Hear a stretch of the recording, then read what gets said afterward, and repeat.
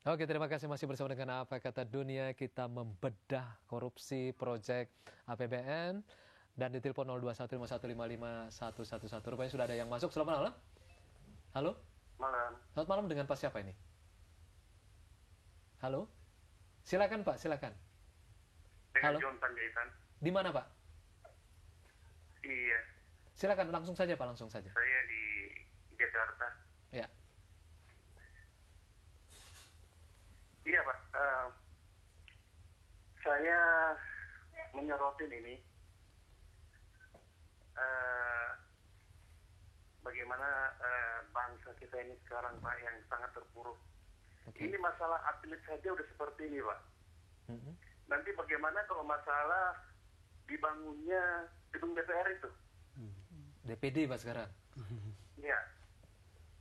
Jadi mungkin maaf ini, mungkin akan lebih lagi orang-orang ya teman-teman kita di DPR itu yang lebih ya seperti apa yang sudah kita lihat. Saya hanya menyarankan aja kepada Pak Nasarudin, iya ini sebagai usulan. Saya berharap dia jangan pulang ke Indonesia dulu sebelum hukum kita ini benar, sebelum hukum kita ini tegak. Karena saya ada merasa bahwa Pak Nasarudin ini bisa jadi tumbal. Oke, baik. Oke, baik. Iya. Terima kasih banyak Pak. Oke, saya mau lanjutkan dulu ke Bung Faisal Basri. Saya mengaitkan dengan ini, kapan hukum kita akan menjadi penegakan hukum dan kemudian ini bisa kita tangani? Atau ada cara lain untuk mengatasi ini? Kalau instrumen hukum kan tujuannya untuk apa ya, menegakkan keadilan, Ya. menyatakan orang bersalah atau tidak bersalah begitu. Tapi kalau sistemnya korup, saya rasa penegakan hukum tidak akan mampu untuk mengadili setiap hari. Makin banyak koruptor, mengadili setiap hari kasus demi kasus gitu. Jadi oke, hukum ini jalan, tapi penataan sistemnya harus jalan karena sistemnya korup. Tadi dikatakan kan dari perencanaan proyek saja sebetulnya sudah terjadi kolusi, pemenangnya sudah ditentukan, proyeknya apa ditentukan gitu, bagi-baginya seperti apa, siapa dapat berapa. Tapi saya optimis begini, mungkin ini perlu ada percepatan pengungkapan ya. Perlu kita 10 Nasarudin baru gitu yang mau jadi tumbal, yang menceritakan segala sesuatunya sehingga nyata bahwa ini memang sistemnya korup gitu. Kedua, koruptor di Indonesia ini nekat bener. Kalau Dalam artian gini Mas Fajrul, di Indonesia tuh nggak bisa korupsi tanpa ketahuan, nggak bisa. tidak bisa ya. Hampir pasti ketahuan, 99% ketahuan. Kenapa? Koruptornya menunjukkan hasil korupsinya secara kasat mata. Betul, betul. Ya contoh aja seperti tadi itu di Metro TV ada Anas Urbaningrum itu kan. Dari mana itu uangnya? Kemudian cek aja pajaknya berapa. Oke. Nah, kalau dikatakan itu bukan mobil saya, mobil teman saya, itu kan ada gratifikasi. Oke, baik. Jadi hampir tidak bisa berbohong. Nggak bohong Nah, ya. berarti berbohongnya harus berjamaah semua. Ini namanya Supaya spiral. tidak saling Spiral kebohongan. mengungkap. Nah, Spiral itu dia. Jadi kebohongan kan mungkin ya, sistemnya begitu yang ya. harus kita Oke, benahi. baik. Saya ke Mbak Roina, Mbak. Ini kan dalam kasus yang melibatkan misalnya kalau kita fokus misalnya ada kasus Hambalang, kemudian ada juga kasus Wisma Atlet. Ini kan melibatkan 3 sebenarnya yang turun di pasar modal kan? Duta Geraha Indah, pasar modal. Betul. Kemudian Adikarya di pasar modal juga. Kemudian Wijaya Karya juga di pasar modal kan sebenarnya. Nah, ini yang kita pengen tahu lebih jauh. Pembeli kebanyakan dari saham-saham ini dari mana sih? Dari dalam atau dari luar? Kalau dari luar negeri mereka senang kalau misalnya 3 kelompok ini melakukan praktek yang rada koruptif gitu. Bukankah biasanya dari luar negeri yang bercerita tentang praktek bisnis yang bersih itu biasanya begitu? Iya. Ini sih kebetulan aja Pak, 3 itu yang kesebut namanya. Tapi saya rasa sih ini sistem arisan yang semua perusahaan konstruksi mau nggak mau harus masuk. Harus masuk. Harus yang masuk, Bang nggak Faisal tadi mengatakan ini sistem ya. Iya betul, sistemik. Jadi mau tidak mau masuk. Saya juga nggak tahu apakah pembelinya lokal. dalam artian non mayoritas ya. Kalau mayoritas sih kita tahu dan itu lokal. Tapi kalau yang disebut dengan public share ya saya nggak update apakah kebanyakan asing atau lokal. Tapi mau nggak mau asing maupun lokal sama-sama semuanya juga basically tahu bahwa memang itu. Jadi Mbak Rowena Anda yang menekankan bahwa ini praktek umum di dalam apa yang namanya perusahaan-perusahaan yang terlibat dalam proyek infrastruktur. Ini praktek umum. Betul. Jadi kalau ada yang ketahuan 3 ini sial saja nih kelihatannya ya. Betul. Dan itu juga kelihatan dari kinerja keuangan kok Pak. Perusahaan Malaysia, perusahaan konstruksinya margin laba kotornya bisa sampai 30%. Kita cuma 14-15.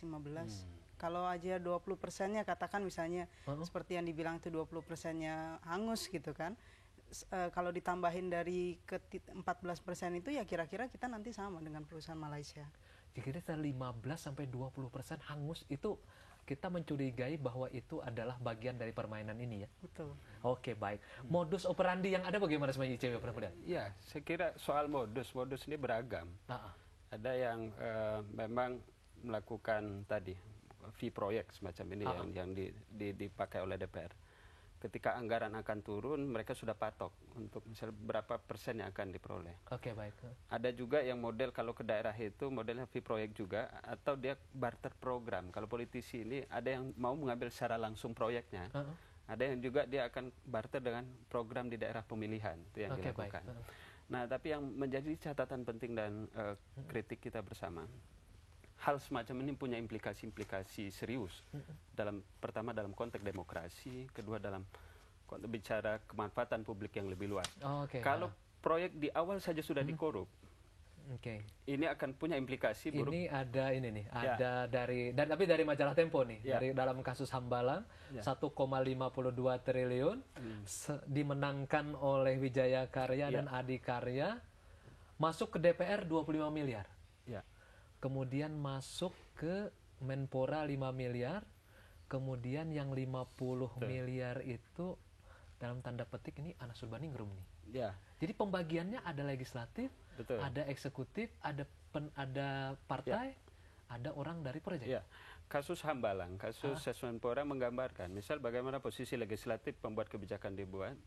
Di level birokrasi, kementerian pun menjadi sumber yang untuk mengusungkan program tadi juga mendapat jatah. Kemudian aliran politisi yang bukan hanya politisi, tapi partainya juga. Nah, ini yang kita katakan praktek yang terjadi yang melibatkan politisi dan birokrasi ini juga tidak lepas bermuara pada pola-pola pendanaan partai politik. Jadi oleh karena itu, tadi kalau bicara ini selain sistem, saya kira ini penting untuk kemudian kita bicara juga masuk pada sistem tadi. Menutup ruang kewenangan yang besar ini juga harus dilakukan. Misal harus ada revisi terhadap undang-undang DPR dan MPR itu sendiri. MD3 itu yang memberi ruang diskresi yang terlalu luas ya kepada DPR. Kedua, sudah saatnya KPK punya tindakan represif yang lebih tegas.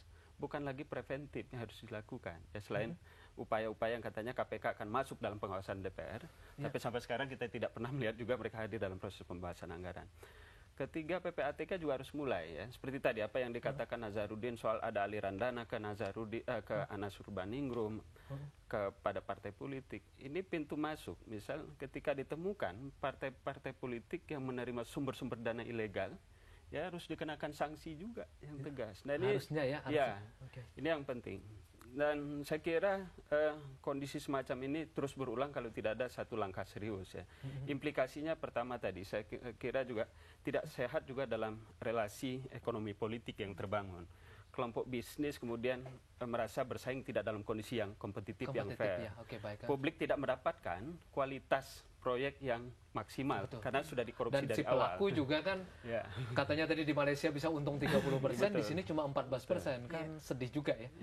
Oke, baik. Anda jangan kemana-mana, tetaplah bersama dengan Apa Kata Dunia. Kita berbincang tentang membedah korupsi proyek APBN. Anda juga bisa ikut di 0151555111.